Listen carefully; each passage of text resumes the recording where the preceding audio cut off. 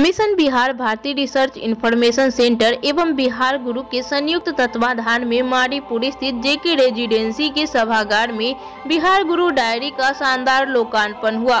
दीप प्रज्वलन के बाद अतिथियों का स्वागत करते हुए मिशन भारती एवं बिहार गुरु के राष्ट्रीय अध्यक्ष अविनाश तिरंगा उर्फ ऑक्सीजन बाबा ने कहा कि पिछले वर्ष की तरह इस वर्ष भी सूचनाप्रद बिहार गुरु डायरी का लोकार्पण हमारे लिए बहुत हर्ष की बात है। हम अपने पत्रकार बंधुओं और उपस्थित ज्येष्ठ जनों का हार्दिक अभिनंदन करते हुए आने वाले नव वर्ष की बहुत बहुत शुभकामनाएं देते हैं। सूचना के विपुल भंडार को सहेजे हुए बिहार गुरु डायरी का संयुक्त रूप से लोकार्पण करते हुए साहित्यकार डॉक्टर संजय पंकज ने एक दूसरे के साथ ही देश के समस्त नागरिकों के प्रति अपनी शुभकामनाएं दी और कहा कि बिहार गुरु एक बहुत बड़े संदर्भ को सहेज कर आज लोकार्पित हुआ है। डॉक्टर संजय पंकज ने कहा कि बीतते हुए वर्ष ने हमें कोरोना की दहशत से आक्रांत किए रहा, लेकिन मनुष्य वह जो हर आपदा से संघर्ष करे। आने वाला वर्ष हर व्यक्ति के लिए सुखद हो, हम ईश्वर से प्रार्थना करते हैं और आने वाली चुनौतियों को सहर्ष स्वीकारते हुए हम अपने साथ साथ समाज और राष्ट्र के उन्नति की भी कामना करते हैं। डायरी लेखन की अपने यहाँ समृद्ध परंपरा रही है और लिखे हुए शब्दों का अस्थायी महत्व होता है, अतः हमें डायरी लिखने की आदत डालनी चाहिए।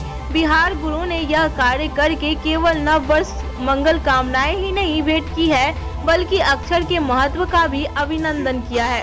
डायरी एक दर्पण की तरह है जिसमें हम अतीत के दर्शन, वर्तमान के संदर्भ और भविष्य का स्वप्न देखते हैं। आदमी की जरूरत की समस्त संपर्क सूचनाएं इस डायरी में है, जो बहुत उपयोगी है। अपने धन्यवाद ज्ञापन में पवन सिंह ने कहा कि हमें जीवन को सकारात्मक सोच के साथ जीना चाहिए। इसी संकल्प के साथ यह डायरी लोकार्पित हुई है। आयोजन में आए हुए समस्त अतिथियों और पत्रकार बंधुओं के प्रति हम धन्यवाद ज्ञापित करते हुए मंगलमय भविष्य की कामना करते हैं।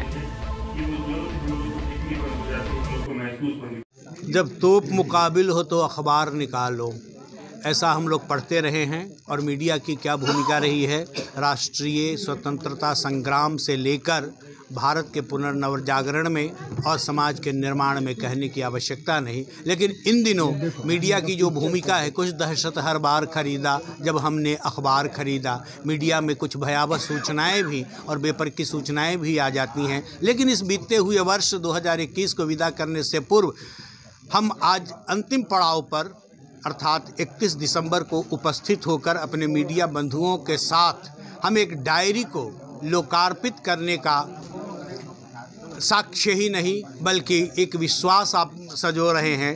यह बिहार गुरु डायरी मिशन भारती और बिहार गुरु के संस्थापक अध्यक्ष अविनाश तिरंगा जी के सौजन्य से और इसके लोकार्पण में शहर के समस्त गणमान्य उपस्थित हैं, अपने अपने क्षेत्र के दिग्गज जिन्होंने विचार और समाज निर्माण के क्षेत्र में बहुत ही महत्वपूर्ण कार्य किया है।